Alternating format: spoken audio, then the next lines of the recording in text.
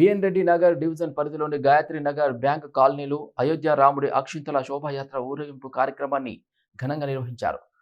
సాహెబ్ నగర్లోని హనుమాన్ దేవాలయం నుండి అయోధ్య శ్రీరాముడి అక్షింతలను కాలనీ వాసులు తీసుకుని వచ్చి కాలనీలోని సాయిబాబా ఆలయంలో ప్రత్యేక పూజలు నిర్వహించి అనంతరం కాలనీలోని ఇంటింటికి తిరిగి అక్షింతలను పంపిణీ చేశారు.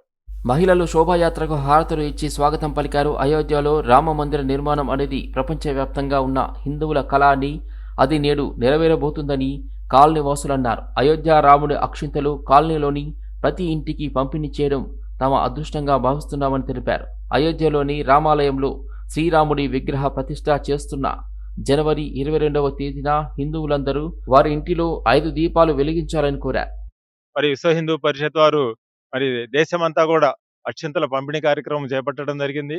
ఆ క్రమంలో ఎల్బీ నగర్ నియోజకవర్గం వనస్థలిపురం పరిధిలో ఉన్నటువంటి బిఎన్ఈడి division Gayatri Nagar bank colony వాసులు అందరం కూడా ఈ అక్షింతల్ని సేకరించి ఎంతో వ్యయ ప్రయాసాలకు వచ్చి భక్తి శ్రద్ధలతోటి సేకరించడంతో పాటు గాయత్రి నగర్ బ్యాంక్ కాలనీ మరియు గాయత్రి నగర్ ఈ కాలనీలలో మరి పురవీధుల గుండా తిరుగుతూ భక్తులందరికీ కూడా హిందూ భక్తులందరూ కూడా ఈ అక్షంతల్ని పంపిణీ చేయడం జరుగుతూ ఉంది.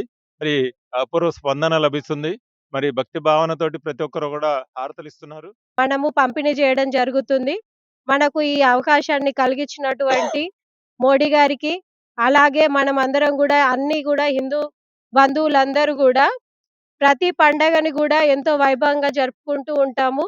ప్రతి ఒక్కరం కూడా ఇంతే ఐక్యతతో జరిగే ప్రతి పండుగలను కూడా అందరం ఐక్యంగా జరుపుకొని మన ఐక్యతను చాటాలని కోరుకుంటున్నాను. ఈ అవకాశం నాకు ఇచ్చిన మా విశ్వ హిందూ పరిషత్ సభ్యులందరికీ కూడా ధన్యవాదాలు తెలియజేస్తున్నాను. ముఖ్యంగా రామకృష్ణ